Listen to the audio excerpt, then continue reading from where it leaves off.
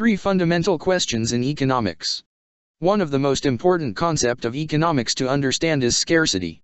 That resources is limited as well as the non-satiation of human wants. How to best manage scarce resources in order to satisfy human wants is the fundamental economic problem. Because of this problem, society have to choose with regard to the production and allocation of goods and services. In connection to this problem, Paul Samuelson identified three questions that have to be addressed by any society.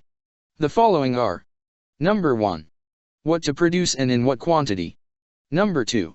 How to produce. Number 3. For whom to produce. The first two questions relates to the production of goods and services, while the third question relates to the distribution of goods and services. What to produce. Since resources are scarce, a society must determine which goods it will produce and in what quantities. Society has to analyze and choose the combination of goods and services that will best respond to its wants. How to produce. This concerns the methods of production that are used to produce goods and services. Since resources are scarce, efficient methods of production must be employed. The amount of factors of production to be allocated for the production of different goods and services should be determined. For whom to produce. Finally, the question of who will eventually receive the goods and services should be answered.